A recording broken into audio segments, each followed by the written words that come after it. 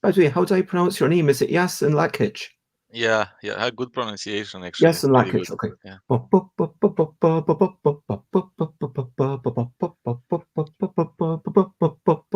Boards.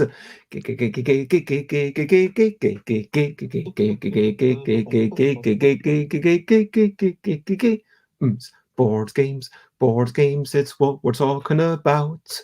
Board games, I'm not gonna shout. I am starting off my streaming with a little bit of singing.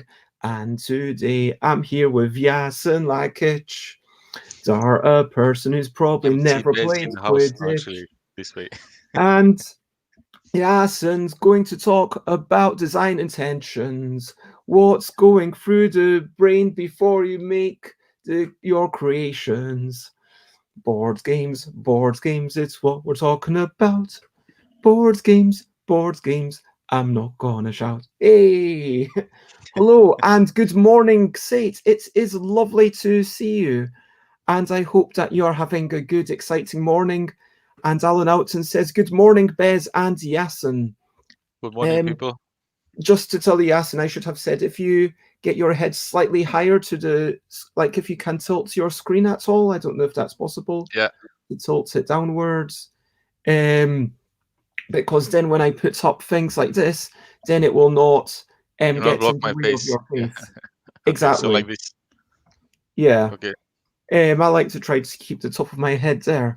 But, this is not a game. This is not a show about like the behind the scenes, exactly how we position our cameras and our laptop tops to film things. This is about where we blether about a board game topic and we pay respect to the people on the other side of the world for whom this is bedtime. Yeah, sure. If you're in Australia, it's only like 9 p.m. or 7 p.m. or whatever, which isn't that late. But there's in other parts of the world, maybe a little further away, where it might be 11 p.m. And for those people, it is definitely bedtime. And to be fair, if it is 9 p.m. now, and then we talk for an hour and a bit, then it's going to be 10 p.m. by the time we finish, which seems like reasonable bedtime to me. So yeah, busy bedtime board game bladder. And today it is about design intentions with Jasen Lakic.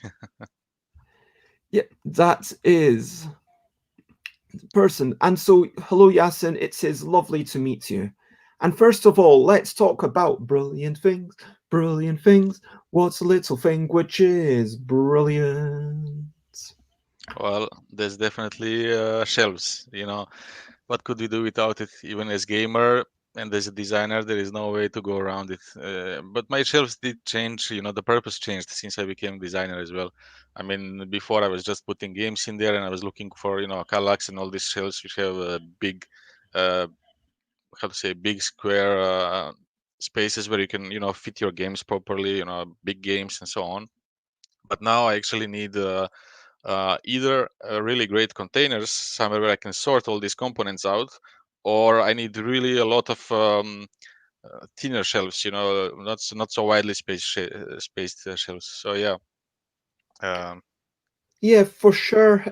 Even having a calyx to have, prototype pieces into, got something like this little box. I think you can just about see that, like yeah, just in little boxes. It makes sense to me, kind of putting things into them rather than baggies sometimes.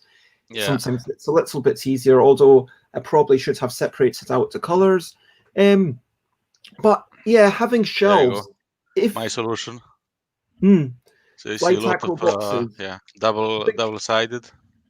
those boxes are quite often aimed at fishing folk or Yeah, for work tools like screws and stuff. And but like just in terms of if you've got things up on the wall, if you didn't have shelves, then sure you could put things in boxes and still stack things, but then you'd have to always take out the top thing before you take out the thing below. I mean, exactly. shelves Yeah, are an amazing technology where you take out. I mean, like this is why the question of getting rid of all your technology if you're playing a game where it says get rid of your technology, could be rules lawyer to oblivion. But shelves are genuinely an amazing technology because it can take things out from the bottom and then the things above it just stay put. It's amazing. It gives you access to so many more things at once. Yeah, Shelves are just brilliant. I agree. Absolutely. Okay, so yeah, and Sate is drinking coffee, and Alan appreciates my box. Thank you. So let's move on to games. What have we been playing? What are their names? Games. I had a couple of quick games of my own Kitty Cataclysm solo. Now that I kind of reacquainted it with myself, it's just become a recent favorites of mine. I mean, I know I made it. I know I'm incredibly biased, but yeah, just because it takes about, if I lose early on, it's about like maybe 2 or 3 minutes, and it's and then if I actually win, it's maybe 8 minutes, and I feel like I'm really beating up on the AI. It's really simple. If you've got Kitty Cataclysm, basically all starts off with 5 cards. You make the decisions. Any cards that go in, any cards that it steals go into the bottom. Any cards that it plays or whatever go off the top. And donate any is always 0. And then at the end, the AI, okay, it's playing terribly, but the twist is that every card in the deck is also added to its score. Oh, So yeah, you've got this kind of sequence where you've got to think, okay, I'm going to donate these cards for the AI, and it's going to have to play these in this order, and that's going to happen. And in it, so at a certain point, you're almost like loading it up with bad decisions and trying to force. Then it sometimes draws a card and then it messes you about with because it plays the one card that ruins everything, even though there was only one card in the entire deck that could have messed everything up. It draws down one card, and yeah. Oh, Alan Outson wasn't appreciating my box. Alan Outson was appreciating your box, by the way. ah. But anyway, yeah, so that's what I've been playing. I've been enjoying Kitty Cataclysm solo, and I didn't manage to win it yesterday. I played it 2 or 3 times, and yeah, I was like, So that, but Yeah, yeah, that's nothing. I actually lost 19 times in a row in my solo game. 19 times in a row. Seriously, my girlfriend is making so much fun of me by now. She looks around the table and she's like, sees my face and she goes, "Ah, so you lost again?" You know? uh, I mean, yeah. Tell me. I guess there's a question of how much should you lose your own game at, and Absolutely.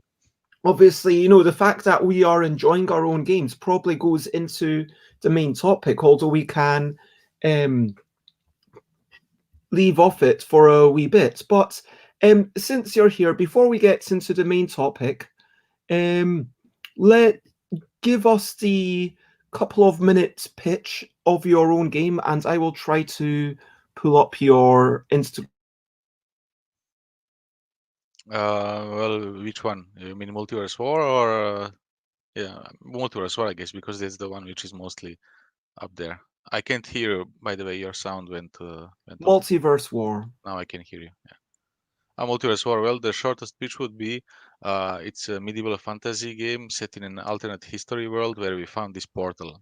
We go through the portal, you enter this new world, and each player is a viceroy where he represents actually his empire. He was sent by the emperor to lead the first expedition through the portal.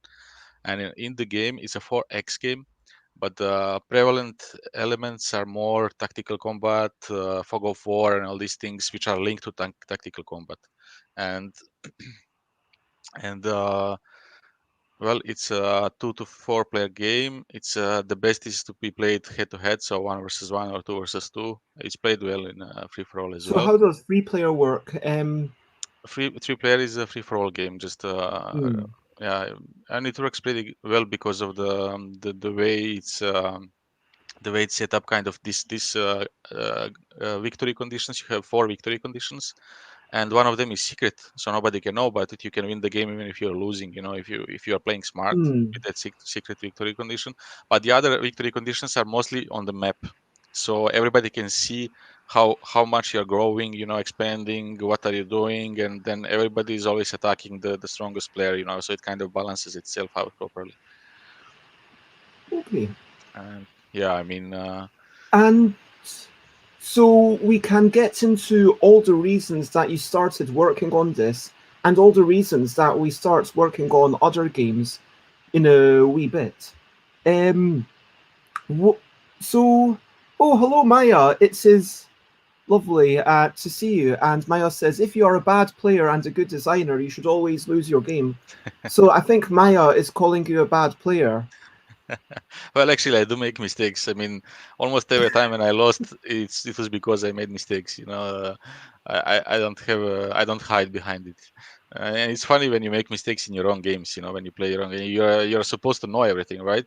But then again, you lose. You're distracted by something else in the game, and yeah, I don't know. I mean, a few times I lost because I wasn't really lucky. There are some random Hmm. elements, but yeah, in general, it's just you have to you have to own it. You have to own it and say, yeah, my bad. Now, I would like to invite everyone in the chat to tell us what games, if any, they have been playing recently.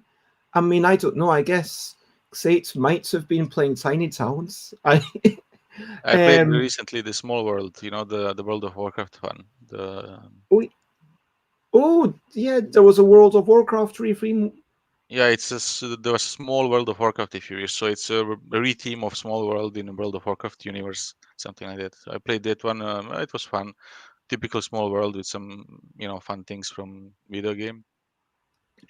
And good morning, Aquasulis, Alex. It's lovely to see you. And so, but yeah, I invite everybody in the comments to say what are your recent highlights, if you would like, and what games have you been playing? Recent highlights, living life and seeing some sights. It might be just in our house, but it's still recent highlights. For me, I am going to share some pictures from my Twitter because why not? Um, yeah, I've been walking around a bit. I have enjoyed a bit of walking in the rain, and have enjoyed something. So if we look here, here are some games that I played a couple of days ago. You can remember me talking about Gabossi, the Nigerian game. Quite really enjoyed that, even though I kept losing. And Happy Pigs, the economic game, which is not happiness at all. I mean, look how those pigs are stacked. I mean, you want to really cram those pigs in. Those pigs are not happy. It's just about the economy of the player. But yesterday, I was walking around in the rain, and then I was chatting to some lovely friends. I chatted to Xate, and then I chatted to Ding, David King, who's a lecturer at a London university. And here are some photos that I saw, just enjoying the world around me and exploring and appreciating the colors and shapes. And I just wanted to appreciate that. So, yeah, that's me for recent highlights. What are your recent highlights, Yasin? Well, I since I was really busy with Kickstarter and everything, I made my life really difficult actually with the way I did things. But I didn't have much time. I just took 2 days off and went with my girlfriend to Wallonia, south of Belgium, and there we went into caves, forests, streams. Just spent 2 days in nature, and it was amazing. That was really refilling our energy level. So Hmm, I would say that was my recent highlight, that actually. sounds phenomenal. Yeah, just reconnecting with the outside world. I mean, for me, the closest that I get really is this, yeah, big field, which is let me take off the banner so you can see a little bit better. That's Downhills Park, which is quite close to me. And I think when I was on this part of the walk, there were about 3 people here, and there's me. It looks really sunny, but it's not. That's just because of the way the camera's lighting adjusted Mhm. to, I guess my face was very dark, so it made everything else super bright.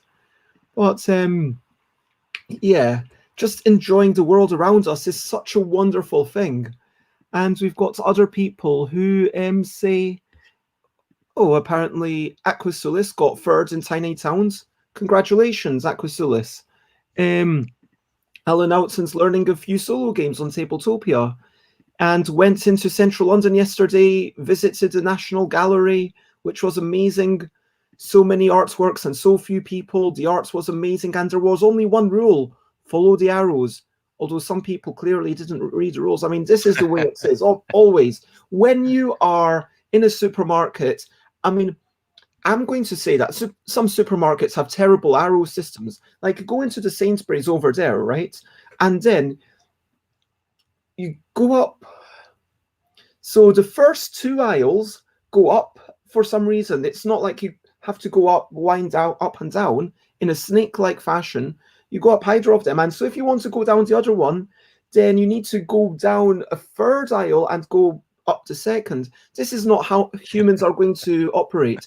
And so basically this leads to chaos because everyone's like, yeah, forget this. I'm just going to follow my whole thing. Yeah, maybe somebody just designed the game on the floor and nobody figured it out, And yeah. Hello, Richard. It's lovely to see Richard Simpson of We're Not Wizards here. That is the person who is ostensibly not a wizard. We will have to decide whether they are actually a wizard later on. Are we going to trust him on his word? Well, I mean, there was a time when on Twitter, there was a declaration that they were something like a zombie, lich lords, wizards, robots, or something like that. And yeah, I still think Richard's a wizard disguised as not a wizard. But, whatever. If you don't want to be a wizard, we don't have to get into it. Now now we've spent some time enjoying recent highlights. I think what the most important thing to remember is that even during these times, like, just enjoy things, enjoy your shelves, enjoy your appreciate the things around you, appreciate the games, even if you're playing solo, and appreciate the museums or walking around and phoning up people. And that's it.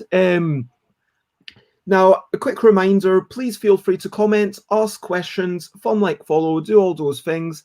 And we get into my favorite section, which is the questionably quick questions. Are you ready? Oh, clearly not. Wow, I've never had that reaction before. Oh my gosh, I didn't think that my questionably quick questions were quite so scary. Wow, okay, Jasen is back. I thought that you were scared off by my questionably quick questions. I anticipated really some difficult questions and I chickened out, Okay, so I mean, you don't have to go. You can just pass on these questions. Look, I'm going to ask the questions. If you want to pass, you can just say pass. Yeah, don't worry about it. I rarely do that.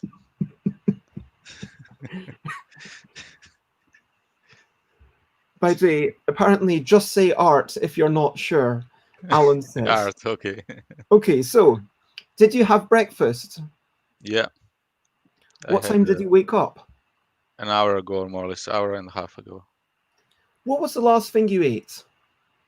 Pancakes, first salty and then sweet ones. Oh, so tell me more about these salty pancakes.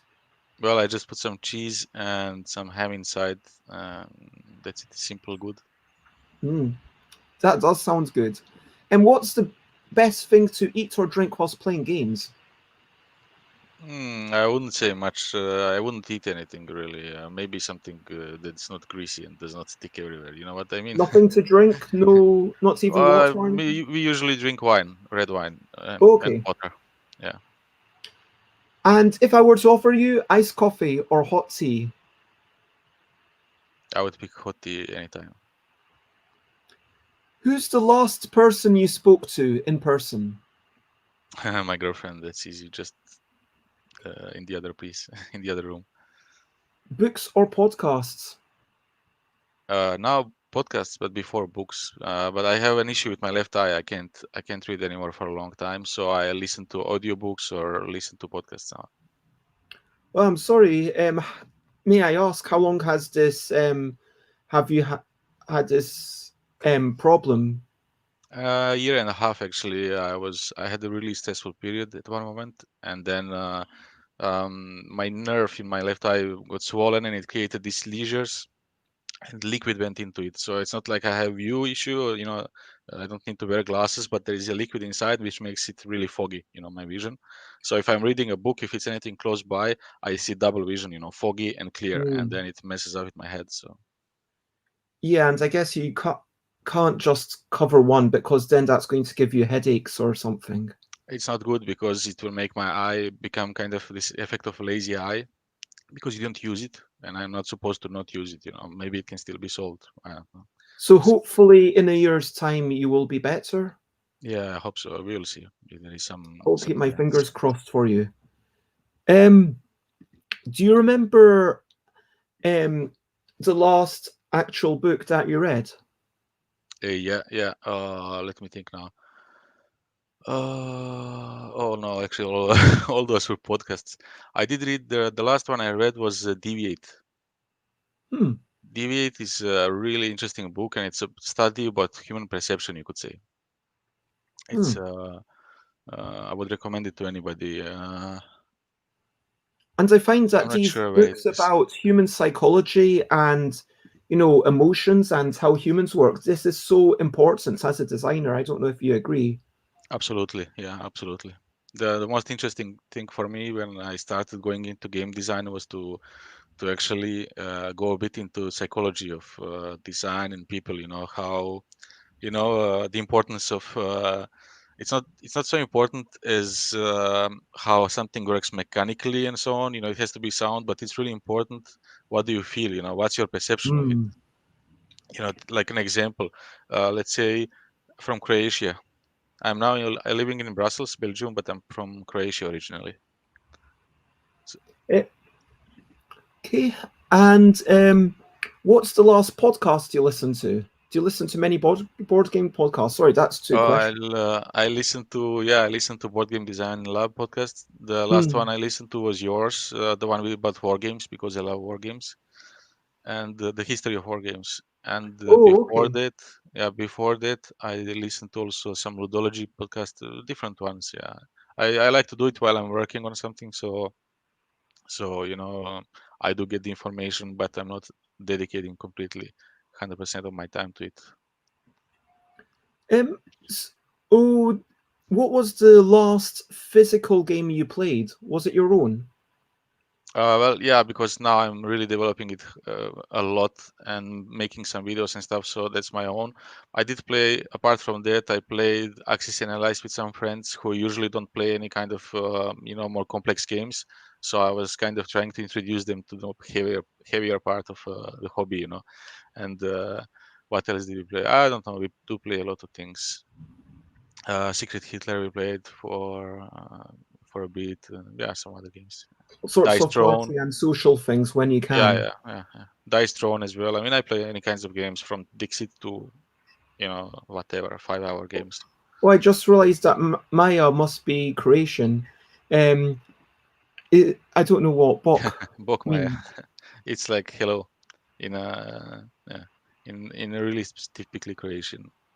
Because we have several very similar languages, but only Croatians would say bok. So, when you're playing a game, what's your favorite color? Red. Oof. What's cards or cubes? Sorry, Cards or cubes? cubes. Oof. And wooden Oof, meeple or plastic figurine? meeple. Hmm.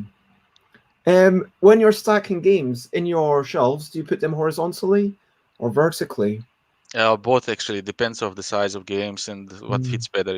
If it's a good insert, you know, uh, I don't want to put the game vertically. If the insert inside is useless, then it gets all messed up. Feel like, yeah, that's ultimately always the way. Once you've got a certain number of games, let's be honest, it's always a mixture. Yeah, I yeah, should yeah. probably stop asking this. Um, Alan Oughton really wants me to answer art or rules. Art or rules? Yes. Do you prefer? Which do you think is more important, or which do you find put more focus into, or which do you put more energy into?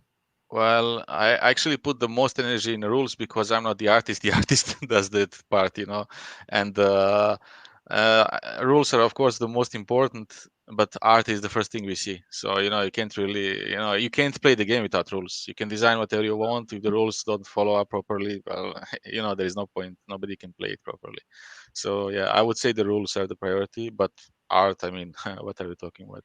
It's Yeah, a I mean, post. art kind of is. Yeah, I mean, I do kind of agree with Gilhover that it is a false dichotomy, isn't it? Like you want it all at desktop. Um, yeah. So, can you tell me three games that you love? Three games that I love. Well, number one is Civilization. It was my first modern board game, which I was passing by the shop and I saw Civilization. I played video games for a long time and Civilization specifically. And then I looked at it and I was like, wow, I can play Civilization on table, like board game. And then I went in and that's how it all started. So that would be number one. Number two would be Endogenesis. It's fairly new game from a Singapore designer. I really love the game. I like some innovative mechanisms in it. And the third one, yeah, I think it would be ASL, so or Advanced Squad Leader. So it's a war game. It's a big system. Uh, I think something you can play for 20 years. No problem. Okay. Do you have a favorite board game shop like near you in Croatia? What's the scene like? Yeah, well, yeah, I'm in Belgium, so I'm in Brussels. Oh, Here I'm we very have sorry. Yeah, here we have. Well, I mostly go to Outpost. It's the biggest one. It has most of people who come there are English speaking, so you can play with anybody, anything. And they are a mixture of board games and kind of game plays for computers as well, video games. So they have a corner which is for computers, but on the other side you have a lot of tables. Yeah, I agree. Definitely agree with that. Brussels isn't as nice as Croatia. And then you have on the other side a lot of tables, and then behind you have another room which has even more tables, so it's pretty good for board games. I mean, I was at first being like, "Oh wow, well that's just sounds like surely video games are going to outnumber and swamp out the pardon me, board games." But it sounds like you've got a really good open play section in this shop. Yeah, it's Um, quite big. It's much bigger than a video game part. And what I are really there love. any board game only shops in Brussels? Yeah, there are, of course. Yeah, there are. They're smaller than this one or less popular, I would say, but there are at least four. At least four. I think I know more, six, seven, without counting the Games Workshop. Hmm. Which is Yeah, so like if specialized you for wanted to that. look at a thing of okay, where would you possibly be able to find an indie board game from, a random designer, there would be like six or seven For places in sure. Brussels to scout Yeah. around. Yeah, for But sure. you're saying that this one with the video, sorry, what was it called? Outpost? Outpost, yeah. Well, this one is mostly because Brussels has majority of foreigners. Actually, majority of population are foreigners. So they are the common thing for all of us is that we speak English, right? Some speak Hmm. French, German, whatever, but English is the constant. And then as this shop has almost all of their games in English, that's why it's the most popular, I think, at least. Because the other shops are specialized French, or more Dutch games and so on. And in Brussels, can you remind me what languages are spoken?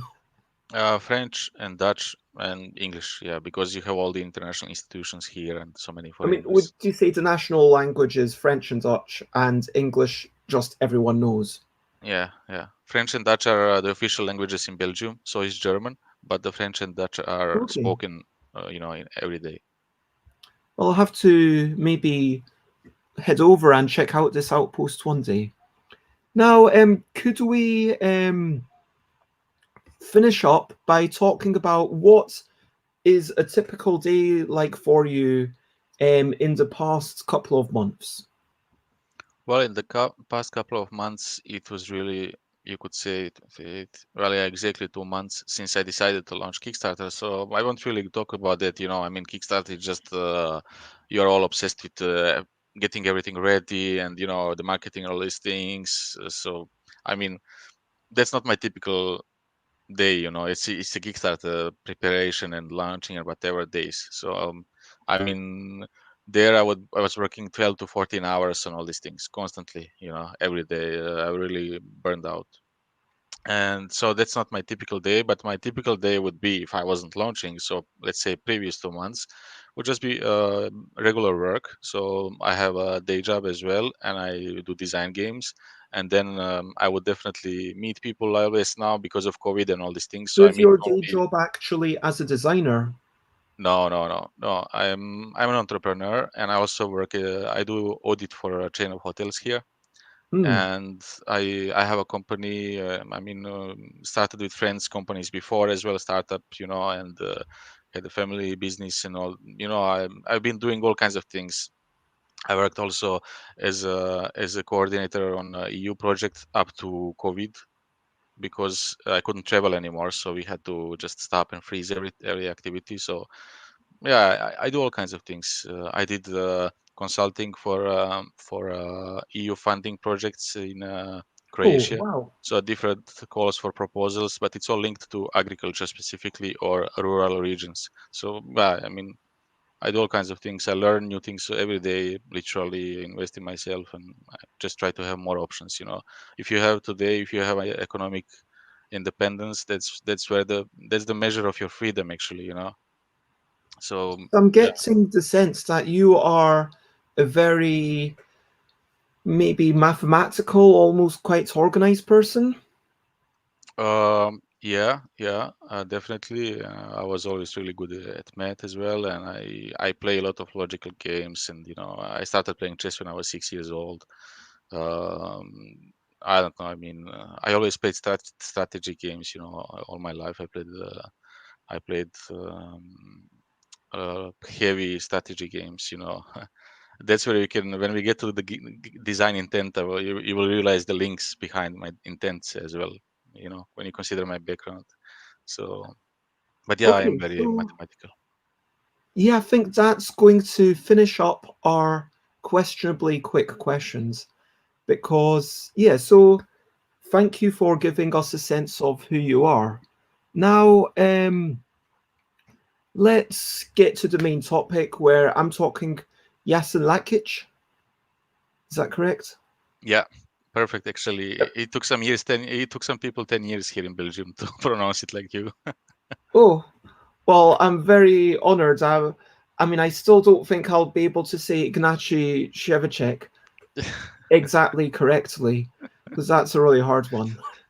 Yeah, here Um, oh, I, yeah. I don't think I actually shared. Yeah, I feel like I should almost share. We should have a wee tangent. Yeah, we have I talked about. Yeah, Ignacy Shevchenko's video. Can I just have a quick before we get into the main topic? I just want to explain that. Okay, so on Twitter, I was showing my housemates a couple of videos where I was saying, "Oh yeah, it's quite funny. There's this one person who's a board game designer." Okay, that's the end of the question. It'll be quick questions, by the way. So there's a board game designer who is has a hard to pronounce name. They made even a competition for people to pronounce their name.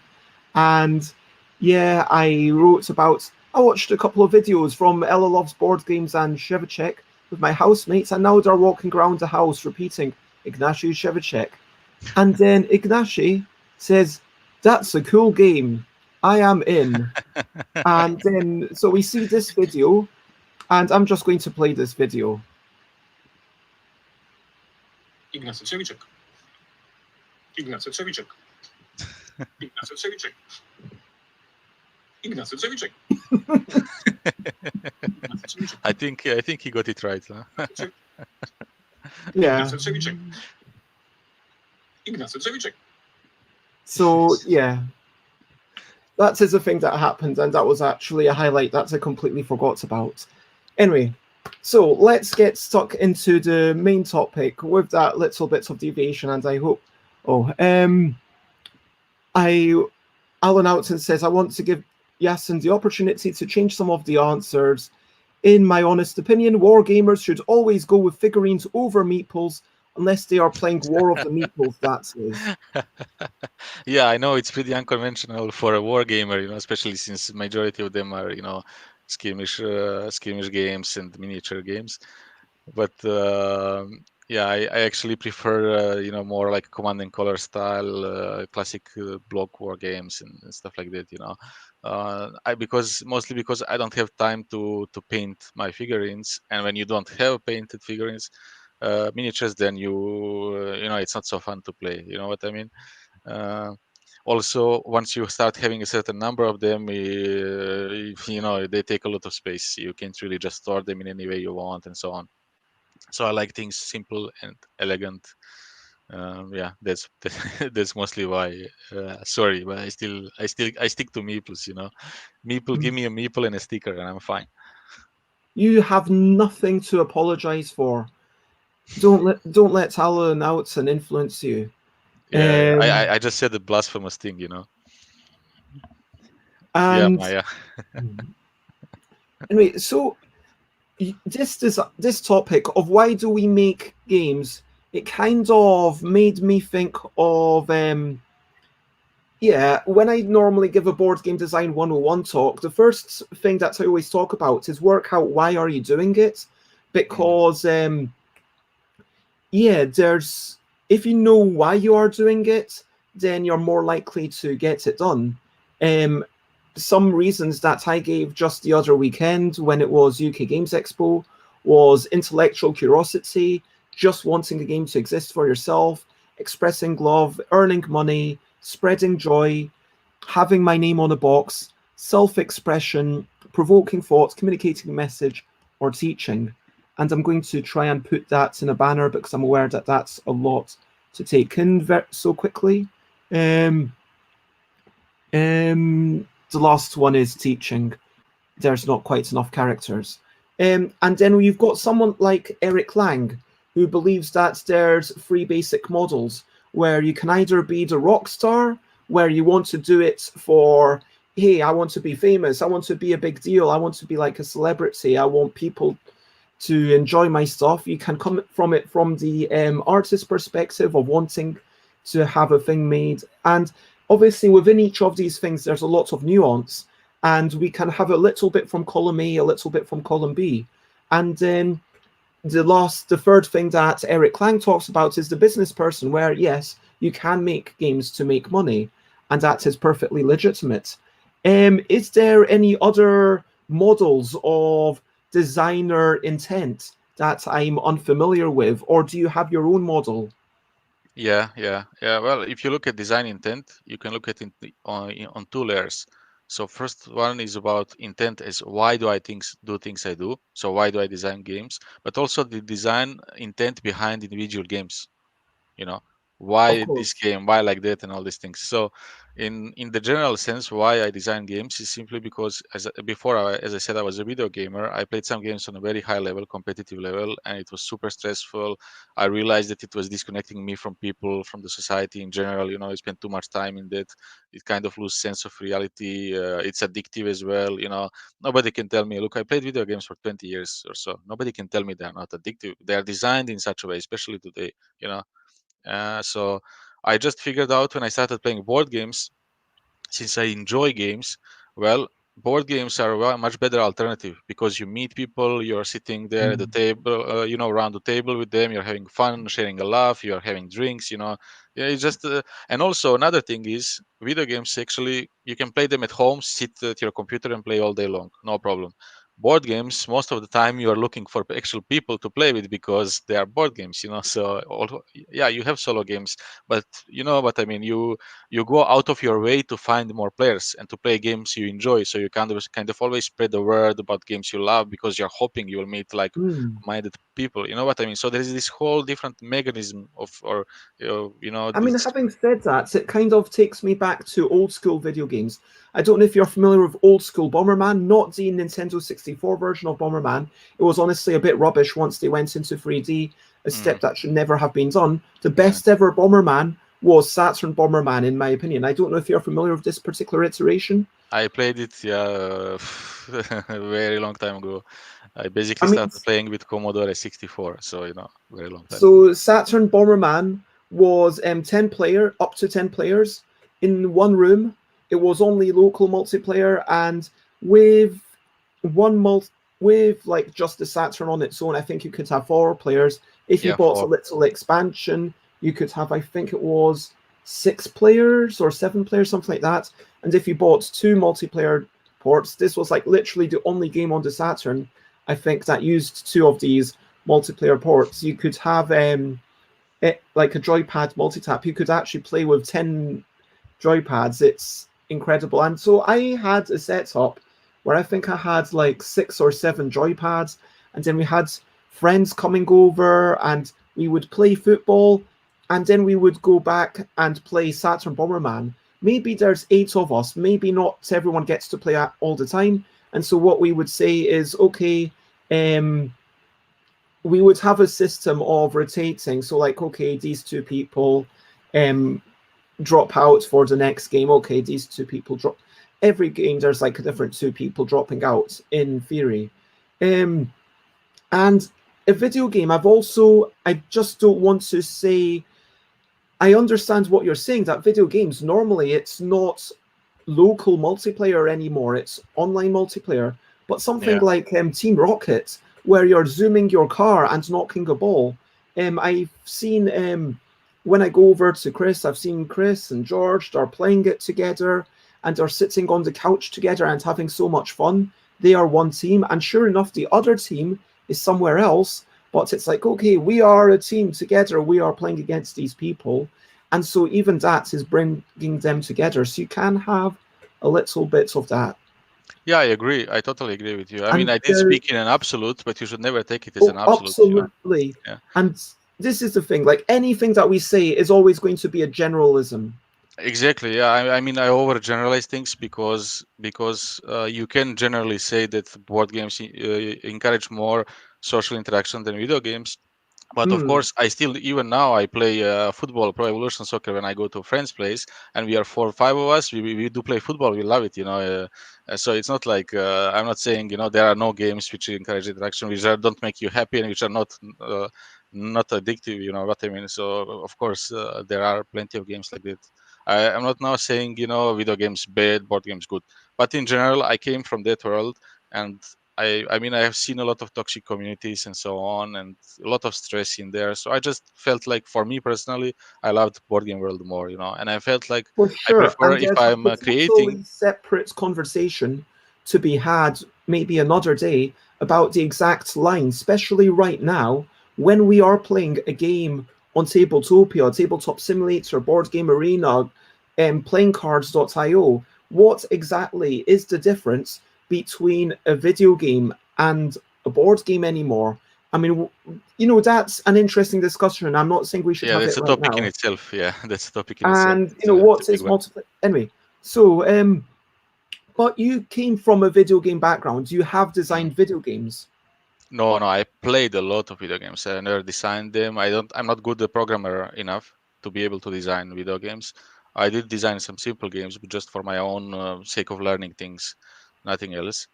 So And would you like when you say you designed simple games, do you mean you programmed simple yeah, yeah, games on like a yeah. BBB or Yeah, something? yeah, yeah. I programmed simple games, made like an interactive story. Since I loved books, so I made a game which is like a RPG, you could say, and like these old books where you could read a book, and then if you make a choice, if you do that, you go to page 60, and then there's something else Yeah, happens, choose the your own story adventure, deviates. fighting fantasy, that Exactly, whole yeah, type of yeah. thing. Yeah. So I made this kind of game because I used to write a lot, poems, short stories, things like that. So I kind of connected the story writing, story creation, and video game creation. I tried to combine them into something that I would enjoy. But anyway, I never worked in the video game industry. I just played a lot of games, and I know people who work even now in the video game industry. Um, but anyway, yeah, one of the second reason that I would say why I started designing games, board games, is specifically because I thought it would be amazing to make money out of something I really enjoy. It's a luxury nowadays to be able to do only what you love and make money out of that. I don't really care much about being rich or something like that. I am a super simple person wearing same clothes for 10 years. Basically, I have now, if you look at my possessions, which are just normal, car, computers, whatever I need to work and all these things. I don't need anything else.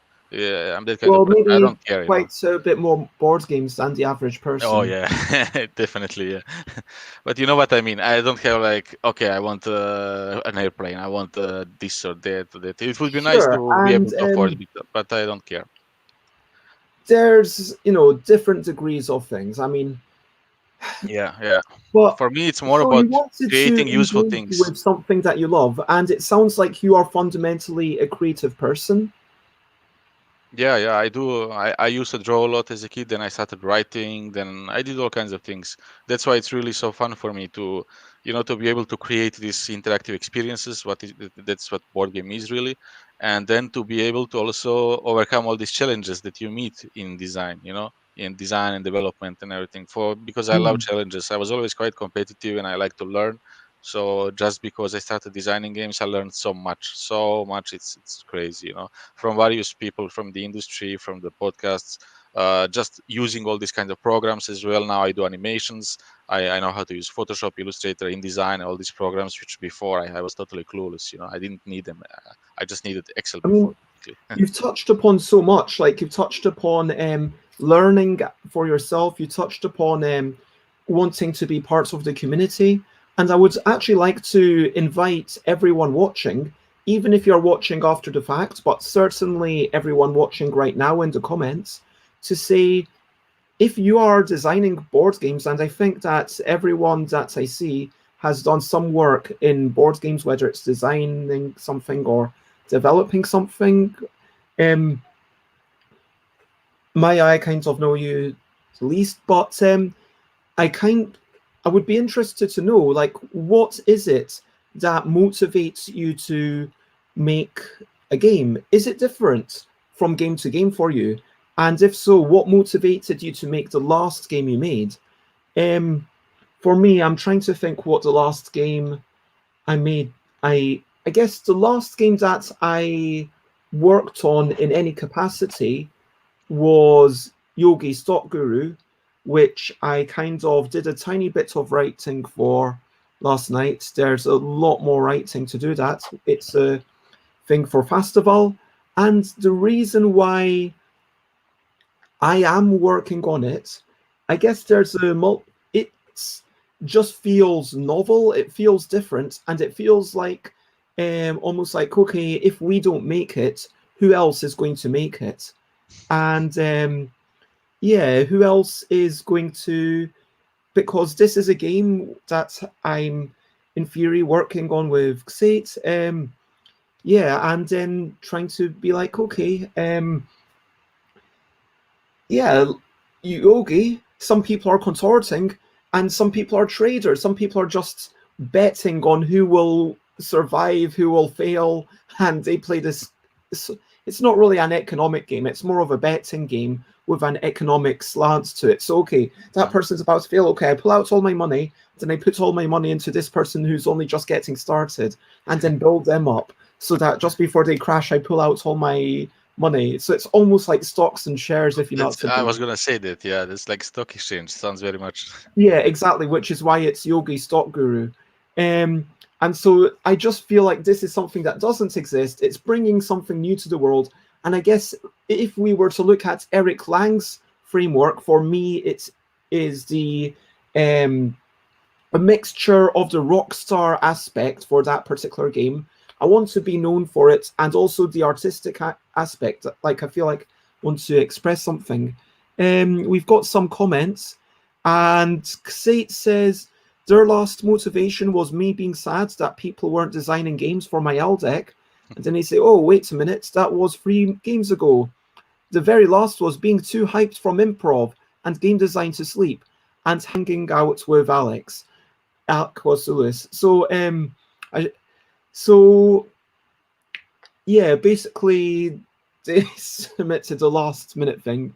Alan Oughton says, and yeah, maybe we should explore this. Like, I think this is such a lovely thing that genuinely I wanted people to make games for the L deck, and Xate made them. It's almost like a gift. Do you know what I mean? It's almost like an expression of love. Do you know what I mean? That is such a lovely thing, and I just massive appreciation. Well, as Alan said, it's art. It's really. I mean, for me, there are two layers in it. One is the challenge in itself to making something really extraordinary and something unique, especially today since there are so many games already out. It's not easy to make something unique. Also, the second thing is, and it's like a pattern which I noticed only now after 4 or 5 different games. And my pattern is, I have this feeling that our world is kind of, Idiocracy, the movie. Well, in the movie, we are kind of, the civilization is kind of dumbing down a bit, Yeah. So it's kind of maybe that's not the case, but in any case, my intention is behind a lot of my To designs raise the is intelligence of to everyone else. exactly, so to have it kind of be a teaching experience at the same time, and to be a challenging experience, but without players realizing it directly, so because people seem to have tendency to like simpler things now, more, and because they are overburdened with all kinds of things, bombarded with thousands of information per day from all these different media, the different channels, being online constantly and all these things. So I'm thinking, why not create games which have almost all of my games have the difficulty level rising slowly, or you have different settings to make a difficulty level rise, so from simple to medium and then difficult. And then at the same time as well, I'm trying hard to make a bit more complex game, but hide it in a really, wrap it up in a really fun different setting, which would make these people who usually wouldn't play heavier games go a bit into that. So you could say that the difficulty level would be something like gateway to heavy games, but it doesn't really look like that. It's when you start playing it looks like something totally different. But then as you start learning all these systems, it really makes you think, and it makes you, it challenges you in a way. Like I I mean, have of this course, game. I'll just give you a perfect example now, 2 minutes, and it's a really abstract strategy game. It can be played on a chessboard, super simple. It looks super simple, but chess does as well. It doesn't look that complicated. But then, this has a lot of rules to it, to be fair. I mean, you need to learn the rules of how many? 6 different pieces? yeah, but I mean, I don't know. Well, maybe I'm biased there. I learned it when I was a kid, so I can't tell really anymore. I don't remember But I how don't difficult think it that was. chess is as simple as people make out. Yeah, well, let's say in a world of board gaming today, chess rules are quite simple to learn, right? To actually execute them properly is a different thing, but to learn how the pieces move, it's pretty simple. And what was I going to say? Yeah, so I have this game which is actually quite complex, but it has only 5 different pieces that you use, and it has a ball. And basically, the goal is you have to use your pieces to push the ball into the opponent's hole. So there are 2 holes like golf, in the corners. There is a ball in the middle, and we start playing the game, and the pieces affect how the ball moves. Some pieces accelerate it, some pieces make it block, and then it bounce off. So it's really, Okay, like Crazy it's Golf. really, yeah. What, like what? Crazy Golf. So you're kind I of don't hitting know it Crazy and it's Golf. bouncing all around. Yeah. You could say that. Yeah, I will check Crazy Golf. I don't know it. I will check it out. I don't want to design something if it's too similar, to something that already exists. But in Well, any the case, Crazy Golf yeah. is the physical game, but it sounds like you're making a board game version of that. Yeah. It's a bit similar to that. Yeah, you could say. Yeah, I know what you mean now. Yeah, we call it mini golf. And but what I was going to say, yeah. So this game is actually when you get into it, it's quite challenging and it's complex. Even though it's super simple to start, there are so many combinations. But to make it really actually fun and attractive to also younger people, kids and so on, I wrap it up in this super fun theme. So there are two themes I can wrap it up. One is that the ball is actually a herd of sheep, and that you have, instead of all these elements around, you have these shepherd dogs. And then you put a dog somewhere, and he goes wow wow wow. Then you move the sheep the other way. And then this kind of things. Or you can have like an ogre. The ball is an ogre, and you have these gremlins or goblins who are scaring him away. So there is no violence or anything. It's more made in a fun way. It's made. It's made in such a way that the kids would actually be laughing while playing it, Sure. but they would be learning at the same time. So yeah, that's my intention. And yeah, for sure, something about if it were dogs, then you would be kind of piggybacking, because if you have dogs scaring away the sheep, then suddenly it's a little bit more intuitive, because Exactly. and okay, you've got to get the sheep into this thing, rather than just, okay, it's an abstract, okay, this ball is moving here, why are these arrows making it Yeah. move? Is it wind? But it goes to this thing. I think what you're talking about is trying to make a game simple to learn, hard to master. Basically, it's something that everyone aspires to, but actually stating that's on a box seems like such a marketing cop-out that it almost becomes like a red flag. But Yeah. there is value in having something that is easy to learn. You want it to be as easy to learn as possible, and certainly if there is depth, sure, you're going to be having people exercising their minds. For sure, in Kitty Cataclysm, if you start playing the one-player solo mode, you might be surprised how much you need to actually think about. Okay, these cards go. It is a very relatively light, quick, chaotic game, but so it sounds like your desire to do this is actually to change humanity in some ways. In a way, I feel like it's useful, and I always did useful things, right? Why did I go to do? Why did I try to assist all the farmers and people in Croatia to get funding from EU? Well, because it's useful, because I love the village, I love the nature. I always go to the village of my grandparents when I'm in Croatia, next to my hometown. Uh, so I just enjoy it. I think they are wonderful people, and I think they need help more than anybody else, because they are not connected on internet. They are not up to date with everything that's going on with technology. But they are 50 years behind, in many ways. Not those people who actually, there are a lot of young people who got educated, lived in cities, and then went back to nature. They have a head start, but there are a lot of people who never moved from their village, and they still live in Wow. communist times. They still live in times where the state would take care of everything. So you produce something, the state comes, buys it off by very low price, but you sold everything. You don't have to worry about anything, right?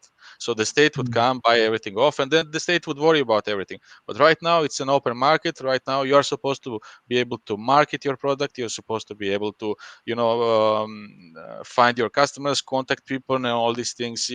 If you have agricultural produce, that means that you actually have time limits for everything, because it's perishable. So all these things put it together, it actually makes it really hard for people to make a good Yeah, I living mean, there. all these people doing their own things, and I think the basic element that you touched upon of wanting to feel useful, wanting to feel like what we are doing has some worth, and wanting to almost spend our lives in a worthwhile way, that really cuts to the heart of so many things that we do as people. Absolutely. And Sate, I assume that you're talking about Yogi, Stock Guru here. Sate says, I had fun making that one because of the challenge to take a game I thought was interesting but couldn't play. Yogi and gave me a way to play it. Oh, but they are heading off. Enjoy your first team meeting. So Sate has a new job. Congratulations. But yeah, I'm assuming that you were talking about Yogi Stock Guru, and so yeah, sometimes it is about, okay, I want to challenge myself, But even challenging yourself, you could say that there's the desire that once you overcome that challenge, you suddenly feel, okay, I've managed to do it. Now it's giving me a sense of self-worth. I mean, maybe it's just me, but, and yeah, sure, sometimes the extrinsic motivation is there. I'm going to look at some of the things that I wrote. So intellectual curiosity, and that kind of ties into, I'm going to posit that all of these things tie into self-worth in some ways, because intellectual curiosity, you want to build yourself as a person. You want to kind of feel like, okay, I want to learn more. And by learning more, I have more experience. I have more worth, if you know what I mean. Yeah. Maybe I'm stretching a bit. Okay, wanting a game to exist. This is completely just, I want it to exist so I enjoy it. Because sometimes I play a game and I'm like, you know what? I like Seven Wonders. I would like more games that are similar to Seven Wonders, but maybe not quite Seven Wonders. I would like maybe a game that's basically, what I would like is a game that can play easily, let's say, a bit much bigger player count than a normal strategic game. Because sometimes I might have 8 people around the table, and I might want to play a strategic game with 8 people, and I would like to be able to do that fundamentally. I've got Out of Gears, which is vaguely strategic, where you're thinking where other people can go, but that's really just about guessing where other people can go. So I would really like something like that to exist. And even if someone else makes that exact thing, then great. We can have 2 or 3 games like that, so that if lockdown finishes and I once again have 8 people around the house, well, maybe one week we can play, you know, your game 8 Wonders, let's call it. And, you know, another week we can play like the other games, you know what I mean? Yeah. There's a lots of scope for all of these games. Sometimes you express love, and this can be love in the form of friendship or romantic love or whatever. Like whether it's making a game that's a reskin and maybe you make cribbage and then you add puppies to all the cards because you know that, hey, Karis really likes cribbage and Karis really likes puppies, so this will be a lovely gift for them. Earning money, yeah, that is a thing that maybe sometimes I do have that desire. And I guess, yeah, expressing love, it's kind of, we have self-worth because by showing love, we actually raise our own worth in some ways as people. Do you know what I mean? I'm going to go through and define this first. Now, earning money, it's sad that in this capitalistic society, so many people do ascribe self-worth to how much you make. It's not the way it should be, but that is just the reality of it. And that's the result of the system which encourages it for a few decades now. Now, I am able to pay my rent for the next 6 months, I think. But will I be able to pay my rent for the 6 months after that? So I need to make sure that I think of a couple more games that are ideally quite mass market and have the potential to sell 100, 200,000 copies so that I can pitch it to, you know, a larger company and they can do a good job with it. And parts of that is, yeah, there is, it's, okay, I'm stretching here because it's not just about self-worth. It is also about security. It's also about knowing that I will be able to pay my rent in 2021 and, you know, that I'll be able to do this going forwards, if you know what I mean. And spreading joy, like that is just such a lovely thing to do. Telling, you know, building that joy to other people. You know, again, by making other people happy, by seeing other people having that fun, it makes me feel like I've done something worthwhile, like I have some value, because I think this is the best type of self-valuing. You see other people having fun because of you, and then you feel like, oh, I've done something, I've achieved something. Having a name on a box, obviously, that's all about the ego. Yes, there's a little bit of advertising from a commercial point of view. if a company wants to say, hey, what games have you worked on? And then I say, yeah, in Dino World, if it were not for me, there would not be any visitor cards. And so a lot of the direct player interaction, I believe, in that game is from me, the competition with your neighbors. And whilst it doesn't say exactly what I did in the game, the fact that my name is in the rulebook would make someone hopefully believe, okay, Bez isn't just talking rubbish. But, there is some sense of, okay, people see my name, and yeah, it's like the name on the box where it goes, "Boo, Behruz Bez Shahriori," and then self-expression again. There is parts of that ego, but maybe this is a compulsion. I don't know if it's necessarily self-worth, but isn't there in any sort of artistic endeavor? Isn't there always a notion that you want to do something of value, like you think that this idea has value by being expressed, this idea has value, and if I can make an artistic statement that has value, that potentially even improves the world or makes someone think about things in a different way, then that has value, and then by extension I myself have value. And provoking thought, communicating a message, that's very similar to that self-expression that I talked about. And of course, teaching, whether it is teaching children to read or to write or to count quickly. And I have a game that I really don't want to talk about that is about some sorts of teaching for young children that I'm going to start pitching as soon as I've physically constructed it and played it only once, because frankly, in this day and age, I'll play it a bunch of times with Chris and McCall and housemates, and it's like, okay, that's all the physical playtesting I can do, so be it. Do you know what I mean? But yeah, so teaching, you feel like, yeah, I'm improving the next generation, like what you talked about of teaching those minds. And yeah, I agree, Meier. Jasen's concept is one of teaching people, of exercising your minds. And in some ways, improving humanity could be a whole extra thing. But all of these, in some ways, you can link them back to wanting to do something of worth, wanting to do something of value, feeling like, okay, when I die, let's be really dark about it. Or when I'm on my deathbed, I want to feel like I have achieved things, I have left things behind, and I have had some value to the world.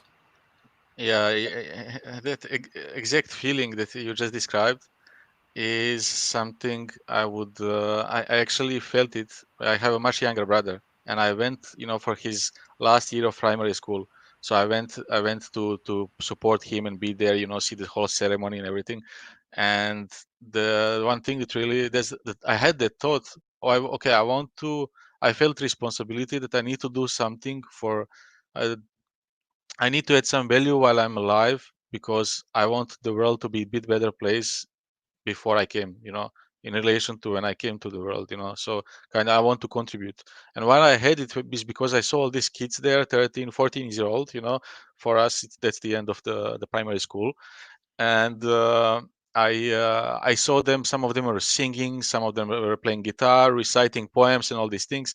And I just saw all this bunch of young people who are just getting ready for the world and thinking, well, it is kind of my responsibility to make it a bit better. We in Croatia, we had war and everything, and then when you look at that is the heritage previous generations left to us. We were all just kids during the war. So I want to leave something better for those coming after us. I can't hear you. I think you muted your. Oh, I love that sentiment. Yeah, I think sometimes when I drink, I hit the mute button, and very occasionally I forget to turn it back on again. But can I just say something? All those things, the reasons you put behind your design intent, and some of them you link to ego and these things and increasing your self-worth and all that. Well, all of them together, they kind of should increase your level of satisfaction and happiness, right? Even me, when I say I want to help other people, well, I'm doing that because that makes me happy. So essentially, I'm doing that for me. I'm. It's not like I'm doing that just because I believe I should be doing that for them. No, I do that because incidentally, helping other people in some way makes me happy. So I do it for myself. Everything I believe really that every human being should be able to do things that he or she enjoys, and by doing things we love, we actually contribute the most to the society, because not only that we will do it passionately, but also because it makes us happy, and happy people help other people. Happy people want to make other people happy. Miserable people want to make other people miserable because they need to make other people more miserable themselves to be happy. You know what I mean? So just by default, it's in the interest of society and of civilization as a whole, to let people do what they enjoy, to help people find what they enjoy, first of all, to help them find purpose, and then let them do it, support them, create a system which supports something like that. So all of these things you included, the intellectual curiosity and everything else, it kind of makes you feel happy, right? Makes you feel better about yourself. And that makes you, in turn, better part of the society. So I don't think anybody should be shunning away from being, like feeling egoistical or something. Even your name on the box, I think you should put, on my game, I put on my game, designed by Jasen Lakic. I put it myself. And at start, I felt like that's too pretentious. But my friend Oh convinced me no, to no, do it. no! You do put designs by. What's is pretentious? Is when someone makes a 1 minute like short video on YouTube, and then has like a 1 minute trail credits where it's videography by Jasen, Yeah, I get it. Yeah, script by Jasen, yeah. and it's like they Start put of the show. themselves Yeah, for the about start of the 50 show. Yeah, things. It's it's like not I did about the that, I video. did It's that, about me. Yeah, and I get it. I did think of a few other things, like just what you're talking about, helping others, improving humanity. And also, I thought of social capital. I mean, this is again something like money. It isn't about helping others, but social capital. It's undeniable that now that I have made Yogi and it's an international, let's call it a success, because it's continuing to sell after 3 years, even in this time of pandemic, it's still continuing to sell. People are still enjoying it around the world. And so because of that, yes, I do have some social capital. And because of that, yeah, someone from a company invited me to speak with them yesterday, which was a somewhat mass market company, to consult, to kind of give them advice. And I was paid for my time because I had to kind of think very hard. It took, mental energy for sure. And so, yeah, I was paid for 2 hours of time and being like, okay, I'm going to help this big company make this fairly big title that I'm not going to talk about. Do even better. And at the end of it, they were like, okay, thank you very much. I really enjoyed it. We might get in touch with you for a future meeting about this or even other projects. Please invoice me. Now, that would not have happened without Yogi. And also, when I'm going through the convention halls, people know me as someone who made In a Bind or Yogi. Like in the UK, people normally know it as the old game. If I go to France, like the fact that's in France, this is a true story. And this still blows my mind. Oh my gosh. So I went to Cannes and then I was staying in a hotel which was paid for by Gigamic. I was doing like a little bit of work each day, but it was like amazing experience. And then when I fly to France, I'm like, okay, I'm going to stay there a bit longer. I'm going to go to Avignon. Yeah, it was Avignon. And so I got the train to go towards Avignon. And then on the train station, I think it might have been Marseille. And on Marseille, like someone, while I was sitting down waiting for the next train, because there was a train connection, I believe, from Marseille to Avignon and something like that. I might get Marseille mixed up with someone else. But anyway, so there was someone else and saying, hey, are you the designer of Yogi? And I said, yes, I am. And he said, oh, I really enjoyed that game. And I was like, wow, they recognized me just from my face somehow. I I mean, maybe I was wearing lots of red. To be fair, I always wear red. But yeah, maybe my face is somewhat recognizable. And so this was amazing. And so having that social capital, because I made that game, that is giving me, yeah, you do end up making friends with your peers. You end up making friends with your fellow designers. I mean, yeah, sure, because I'm a designer, I'm able to have this conversation with you. Because I'm a designer, I'm able to have like some of the conversations that I couldn't have otherwise had over the past 4 months because of my history. And yeah, it definitely changes things, and that is undeniable. And so people are like, oh, Bez, oh yeah, they actually did something. They made Yogi. And so that is like an amazing thing. And yeah, Alex says you have to give yourself credit sometimes. Um, Alan Outson, I like the idea of teaching equals challenging, because in schools you need to challenge people in schools. And yeah, sadly, lots of people don't see that equation, and it is the best form of teaching. Um, but In yeah, that do you sense, have anything to say about the whole social capital thing? Or yeah, I absolutely agree with you, and well done for the game. I mean, I love seeing every time when I see somebody who has kind of had a breakthrough or something like that. It gives me more, more energy. I'm thinking, okay, so there is a way. A lot of people do it, so there is a way. I can do it. I can make some great games. I can get published and all these things. So yeah, I haven't played the game. I haven't seen it yet, but it's a great feeling when you meet somebody who says, "I enjoy your game," right? I mean, that means yeah, that everything exactly. you And did was worthwhile, because that's why you do things. For me, what gave me most energy was I last year I did a lot of festivals, a lot of mm, festivals. I actually I saw you at UK Game Expo, but you were super busy. You had a full stand, several tables, and I was also on my side. Two tables at the stand, and then I had playtesting done in the playtesting area for another game. So I was running around as well. So I oh, didn't I know. come by. Like if you Yeah, have, there are so many people that even people within the UK that have spoken so much more to in the past 4 months than I ever did before, even though we were going to so many conventions together. And some of the conventions are quiet, like Compulsion. Okay, there are dead moments. This is like basically in one university in a small city called Edinburgh. I mean, Edinburgh in Scotland. I know it's the capital, but it is a very small city. mm. Everywhere in Scotland is small. Let's be honest. Um, Well, I mean, compared to London, a lot of places are small. So yeah, for sure. And it's not like UK Games Expo or Essen where you're going to be busy all the time. The point is, if you go to Compulsion, it's just the way things are. You have some downtime, and so I'm able to actually chat to some of these people.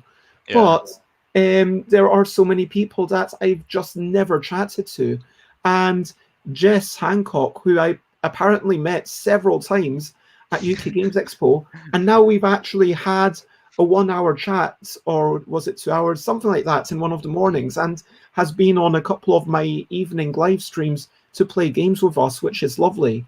And um, we, yeah, I guess what I'm saying is don't worry about it. That's just the way it is at a busy convention. You don't expect to actually chat to anyone. yeah, there's no time. It's exhausting. It's at the same time great, but it's exhausting also. I mean, it's great when you have players playing and really enjoying it. I had Multiverse War there. It was kind of my pre-Kickstarter, campaign. And what I really loved, because it was my design intent, is this intense head-to-head direct conflict experience. That was my really initial intent in game design, and I could see it. When people sit down, they get into it and they get sucked in, and then they keep stopping and telling me, wow, I love this, oh wow, I love that. And that gave me so much more energy and motivation to continue doing it, meeting these kind of people. uh, when I was at work on Ghent, there were these two guys. One was Flemish Belgian and the other one was Irish. and Dave, if I remember correctly. And he, what I really loved was how he was excited about all the small things in the game. And then at one moment he stopped and he said, "Yes, and you made something wonderful here." And that was for me like the biggest compliment. It made my day, you know. If during the whole day of the festival I met only him and he said that, I would be happy. You know what I mean? Gives you so much more motivation. I like the discussion they are having about education in chat. Yeah, this is a side conversation, but I just want to acknowledge I don't always kind of go into every side conversation that happens on Twitch. So if you want to fully engage with all the chats that goes on, join the Twitch during the stream. But yeah, I just want to acknowledge this statement from Alex. And yeah, I feel like this might sadly be the way that, at least within the UK, education is going. But it's changing a lot. It's I would just like to say, because it's maybe opportunity for all designers out there. The education system is changing a lot now. We are learning. We are getting new different practices from Finland and other places which have more liberal and totally new way of educating people. You know, so learning through play is becoming more and more important and more introduced into schools. I have two educational games. One is about economics, market, and negotiation, and the second one, well, it's about it's a bit more complex, but it's a survival space exploration co-op game, and in it you have a lot of lessons for young people on different levels. Anyway, I'm not going into that, doesn't matter. But schools are very interested now in educational games. It wasn't the case maybe 5 years ago or so, and it will change in the next 5 years. So I think there is a new opportunity for all designers in here to start thinking, changing our paradigm a bit, and start actually designing games which can specifically be great for schools. Right? There is a big market there. There is an opportunity, and in that way you also kind of model it differently, you market it differently, because you market it to systems, institutions. You know, you can do it on a state level actually. So let's say I go to Croatia, I can go, I can first connect to several schools. If they love it, they will move it forward. They will move it up towards ministry. Then if there is some agreement made, it will it will be accepted in all the schools or different institutions. So there are different opportunities there. That's all I wanted to say for educational games. Oh, sure. That sounds like a really good point, that there are opportunities for people to make games that integrate with that educational system as people move towards homeschooling. I would like to finish the main topic by nailing down the key question, which we have not at all answered. Because we have been talking about why do we choose to design? Whereas down there it says, why do we choose to design certain types of games? Yeah. Do you see that? Well, I did through my talk about challenging individuals and all that, and kind of, I did touch upon that subject. Yeah. Well, I think mostly I can put three things. One would be I create certain games because I love those type of games. Number one. Number two, I create them because I want to challenge people, and actually I want to, trick them into playing challenging games, if you wish, So it's another layer behind it. So that's second one, and third one would definitely be challenging myself. So I am now working on this solo co-op game. I have never played solo co-op games. I always played competitive games. I always designed competitive games. So it's a whole new thing. I have to learn so many things there, new systems, new ways of thinking, and all these things. I actually have to change my heroes in my game. I have to change them to make them. Yeah, there are heroes. It's medieval fantasy game, so each player has one hero, and it's the most important unit in the game. But my heroes are made for competitive game. So I have to adapt them a bit to more cooperative game as well, so they have to be able to complement each other and work together as a team in a different way. So it's completely a different mindset actually behind it. So yeah, that's the challenging part. I mean, for me, like on this list that we have, that this is the maximum number of characters I can have on a banner. And so it's a two-part list. So and it strikes me that the exact game that we make feeds into the exact nuance of what we want to do. So let's say I am curious about a particular mechanism. Well, then I'm going to make a game about that particular mechanism. Obviously, if I want a big game to exist, and Alex did mention something like Tiny Towns, although, yes, that is more like multiplayer solitaire, and I want some interaction, whether that is the drafting of Seven Wonders or the kind of simultaneous cooperative nature of Between Two Cities. And just wanting a game to exist can be something that, yeah, like I wanted there to be more games that I could play via my own video stream. And that's a big part of the reason why I made Freemail and Micro Muckle. Because, yeah, first I knew, okay, Muckle, okay, that kind of works. Okay, let's play Mini Muckle. And then that kind of worked. And then I was like, okay, hey, this is a bit too complicated for my 8-year-old niece. And so let's make Micro Muckle, which is even simpler than the mini one. And then that was actually quite a nice thing on my streams to kind of finish it up, because it's only like 10 minutes long per game. And so, yeah, there's, and expressing love, again, if you are expressing love to someone, like let's say, and I know they don't watch this, and if you know me, if you used to live with me and you're watching this, please turn off the sound for like 30 seconds, because I don't think you are, but just for 30 seconds, because it'll ruin a gift surprise. So like for McCall, I'm kind of trying to plan something special for them, even though their birthday has passed. So it's like, okay, collect some photos. Let's make a game based on these photos. I know that McCall really likes my game Grabble, and now let me reskin Grabble. Let me just, it's not going to be an L deck. It's going to be just photos of McCall or things that McCall really loves and lovely moments. And then I'm going to get just maybe 2 copies printed, like print on demand. And then, hey presto, that will be like, and so the specific type of game relies on the person I'm expressing love to. Again, like all these things, it's like the nuance. It's like, okay, if you're trying to earn money, okay, people are going to come from different directions. But for me, there's a clear, okay, I want supreme simplicity. I want a game that, frankly, if it only ever sells 100,000 copies, then that's great.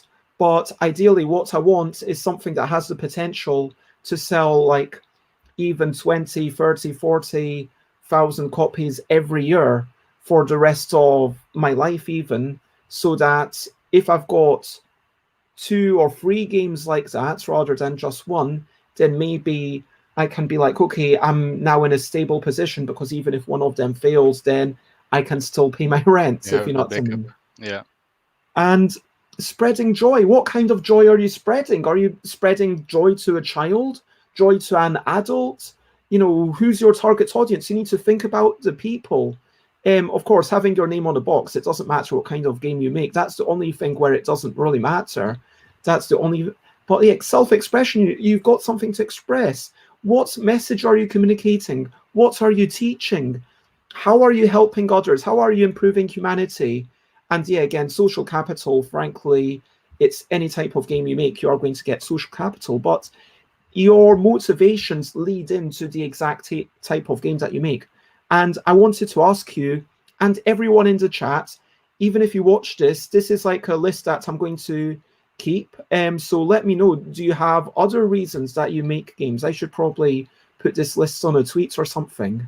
But yeah, what other reasons are there, or have I actually covered it all? Well, yeah, I think you have.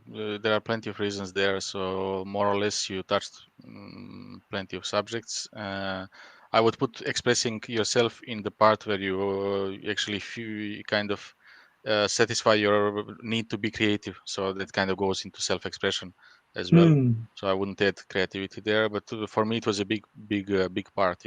this feeling I'm creating something new. You're trying to create interactive experience. So how do you want players to feel, and all these things. I found it quite challenging and really fun to do. I even did needlessly. It took me hours, but I even drew my own cards and everything. Just because I enjoyed the process.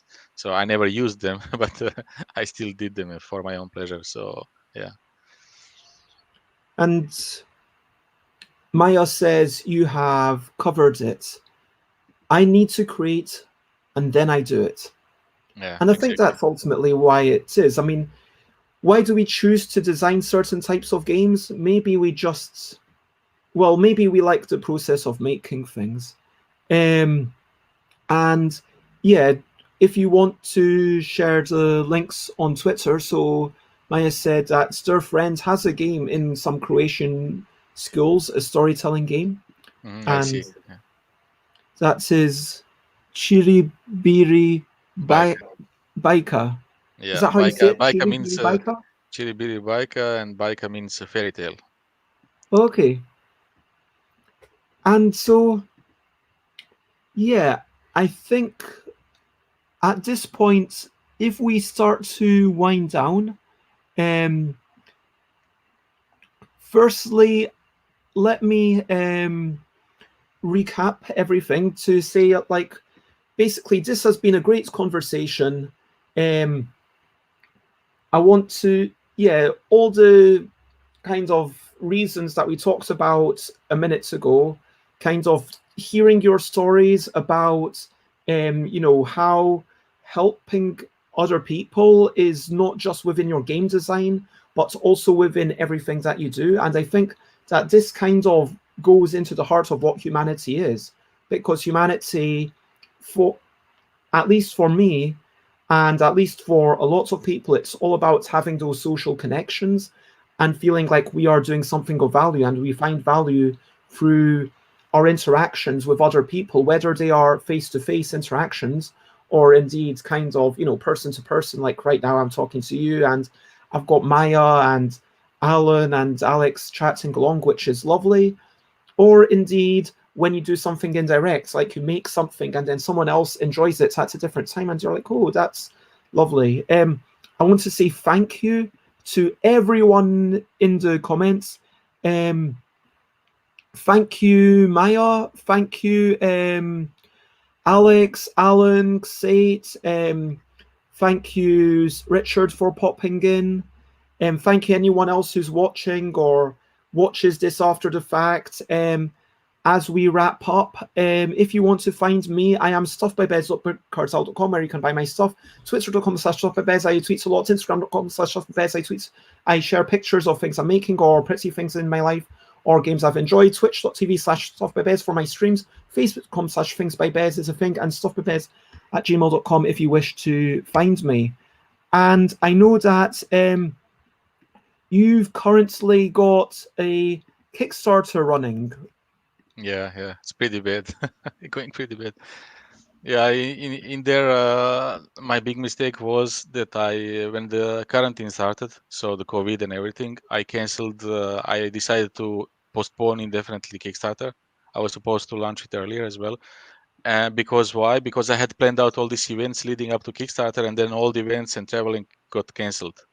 And I went into depression, and I said, okay, never mind the Kickstarter. I'm not going to launch it now. It's a time of social insecurity and everything. And what happened there was that in July, something like 1st, 2nd July, I was actually supposed to leave for vacation the 3rd of July or something. And then I'm talking with few friends, and they're telling me, yeah, you should go for Kickstarter. The people are still buying games, so why don't you go for Kickstarter? Maybe we'll have even worse period afterwards. You never know what will happen in October, November. You don't know what's going on. So what I did was then I decided in the 1st of or 2nd of July, I decided, okay, we'll go for Kickstarter. Launch 4th of August. So I had 1 month to get everything done, from the website, landing page, to the Kickstarter page itself, the graphic design and all these things, to marketing, to trying to get people back, because I have already postponed indefinitely Kickstarter via the newsletter, so trying to salvage all this situation and everything. So yeah, it was a big mistake actually. We only had 1 week of pre-Kickstarter marketing, and I had crazy stress to get everything ready. But it's okay. You know why it's okay? Because I learned a lot. So even though failing on Kickstarter does not mean the end of the journey. no, I know always that. carry on. Yeah, I did a lot of events, as I said earlier, and in the events I had so much positive feedback that I know that I have a good game. I just haven't executed really well, so I'm not worried about that. I'm just trying now to learn everything, figure out what are my mistakes. Apart from the obvious one, deciding to launch 2nd of July for 4th of August. That's crazy, especially for such a big game. It requires a lot actually to show it, to show the value behind it. Oh, that photo is just some chess mods I created. And that's a very old prototype. That's like, wow, it's like 2 years old prototype. It's fun to see the progress, all And the old stuff.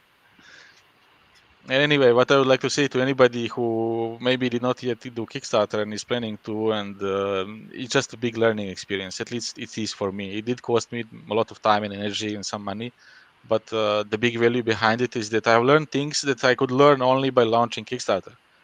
I could not have learned them in any other way. There is no amount of podcasts and everything else which will prepare you for that. I read all of Meier's blogs. I read all of James Matty. Dev, the blog forum, everyone's everything he journey is wrote. different. That's the thing. Yeah, Everyone's journey is different, and people. I mean, funding the dream. It's such a great show, and then I kind of reached out to the person running it to say, hey, on it, like, it's a great show, but I'm kind of annoyed by this person who's on the show who says, hey, if you're not printing 5,000 copies, why even bother? Because there are so many other reasons to make a game. For me, this game, Yogi, if it was printed 5,000 times, I would be disappointed. But this game, if this was printed 5,000 times, I would be overjoyed if I could justify 5,000 and actually sell them. Of course, any idiot can print the games. It's if you have the money, it's whether you can actually sell them. But you get my point, that everyone's journey is different, and so many things are written for a certain number of people who have a certain number of expectations. Like for me, I think there was someone on a Facebook group who said, oh, this thing that you're saying it's a success, it got 149 backers. That's hardly a success. And sorry, but that's not cool to say, because as it happens, that person got 149 backers. They funded with the amount that they wanted. They managed to create the game. They managed to make people happy. They then actually even sold it to another company who made some more copies to make more people happy. I think that is exactly what Kickstarter should be about. And saying, oh, 149, it doesn't matter. I mean, my first Kickstarter, what for the thing that went on to be Yogi, was 173 backers. And if I hadn't had those people, sure, I would love to be in a state where I'm having 1,000 backers, but sorry, it's just there's some people who make Kickstarters like Gavin Birnbaum. I would love to have them on, although Gavin's like not very good at getting back to messages or scheduling. But I still love you, Gavin, if you're watching this. Gavin's an amazing designer, a great craftsperson. They literally hand make all their games. Like they have machines, but everything is literally manufactured by them in their shed, if you know what I mean. So they do a Kickstarter and they say, okay, it's 50 copies. For me, 50 copies, 50, is a success. And they, in the old days, they would go to UK Games Expo and sell 50 copies of this new game, and that is all they would print. And for them, that's all they, and then they would sell out, and they'd be like, hey, I'm happy. I've sold out of my game. And everyone has a different journey, and don't let other people hold you to their standards. Sorry, this is a kind of gripe that I have with some people, but yeah, and bringing it back to what you said, everyone has different journey. You can't just learn things by reading up on the theory, because you're going to learn unique things. Yeah, I totally agree with you there, and I'm not discouraged really by this so much. It was kind of hard first 10 days or so emotionally. It was not easy, and then I started analyzing things. I went back to the mathematical mind, just analyze everything, see what I can improve, what happened, for which reasons, and all this. And I realized that it's all logical actually. If you consider my decisions prior to Kickstarter and all this, it just made sense that that I wouldn't fund. But I have no issues with it. I mean, I come from a startup world, so I know how many companies fail before they succeed. Actually, I know how many people try so many different things before they make it. You know what I mean? It's a totally normal thing. Don't be afraid to fail. Learn from it. That's the most important thing. Learn from it. Do not damage other people and move forward. So you have to own the responsibility. You have to take the responsibility and say, okay, this was my decision. I have to suffer the consequences, not somebody else, right?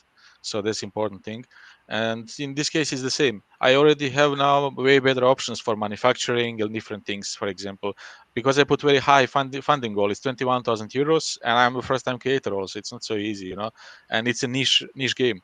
So, but I already found a way to manufacture not 1,500, but 500 games. So now I can manufacture 500 games. So that means my next funding goal will be 10,000, and I will succeed with that 10,000. You know what I mean? I will not put in danger the project itself and the bringing the games to the people. You know what I mean, to the table.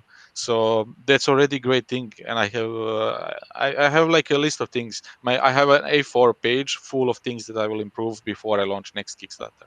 So it's all good. It's no problem. Just move forward. That sounds really Stay positive. Yeah, you have to stay positive, and you have to you have to understand that it's a learning process. You evolve, you evolve, and there is no issue there. Yeah, 500, no problem. I can pretty viable. I know the people who actually manufacture it. I've been to their workshop already. Pretty good. They make all their games as well. They make much more than 500 games actually for themselves. Honestly, that's the fair point. Like, I found out that I could print, if it's just a very small talk box, like just a small deck of cards, I could print that, and I think it will still only be £3 per unit, which is too much if I want to get it into distribution and everything. But if I just want to sell it direct, because I've talked on this show before about wanting to do a line of what I would call future talk box games, where I just, going back to my roots, I'm like, okay, this is only 500 copies. I'm going to print as many as I need basically for the Kickstarter. If I have, sorry, I'm going to take this, we're going to go into the next section once we finish our rambling. But yeah, with something like, okay, here's a fun matching game. I don't necessarily want to spend the energy pitching it everywhere right now, and maybe I just want some physical copies, and I can even use 50 of them to start pitching, or to use to prepare for the print run of the next thing. And I'm almost thinking of going towards a situation where literally everything I make starts off as a talk box. And some people still, Alex, by the way, did I send you your copy of Wibble Plus Deluxe? I can't remember if I did, because I know I owed you it for some reason or other. But yeah, some people like the original version because it has a tree on it. That I said, yeah, I'm never going to redo this particular tree. I could do a similar thing with, okay, I will never do this particular box cover. At least this box cover will always be unique, so you have something to say, yeah, this is the first edition. I was here when it started. And then the art, maybe a lot of the art will change. I'm not saying this is as tested as I would like. I'm not saying I've spent as much time on it as is ideal, but I feel like there is potentially a market for, if I can say, okay, you know what, I'm basically just going to sell this for maybe £8, including postage within UK, because that's something that I can do. And okay, the drawings are going to be something where I set aside maybe 1 week with this incredible burst of energy, and I just do all the drawings. Boom, done. Yeah, did you get it? That's what I'm asking you. Did I send it to you, Alex? But anyway, moving on, what are we looking forward to? And hopes and ambitions, it's over to you for this final section. So I would like to ask everybody, Jasen, and anybody watching, especially those people watching now, but also if you're watching this after the fact, just ponder in your own mind. What am I looking forward to right now? Am I looking forward to something that I'm about to do after watching this? Maybe I'm looking forward to getting some food in my belly. Maybe I'm looking forward to having a quick walk around the block. Maybe what am I hoping for? What am I going to try and get done? Maybe I'm hoping to get a bunch of keys cut today. Maybe I'm hoping to have a good conversation with Jasen today. Maybe I'm looking forward to something tomorrow or for next week. I'm looking forward to a bunch of my streams. Maybe something for the next month or two. Like, hopefully I'll be able to get these projects done. Like, my hope still remains, okay, I managed to make the Google document for these streams, and I managed to set up the next few days. And then, but I still have to do the festival thing, which the deadline is tonight. Wait, yes, it's Friday. I also have to do the one other thing. Yeah, there's the LARP, which I haven't really started writing, but so I need to really write that this weekend after I've done the festival thing today. And third thing is like getting on top of categorical. But like there's things a couple of months away, like saying, okay, maybe by the end of this year I might be able to travel, I might be able to see someone in Berlin. We will see how that turns out. I'm hoping that down the line UK Games Expo will happen. I'm hoping to do all sorts of things. But what are you hoping to do, Jasen?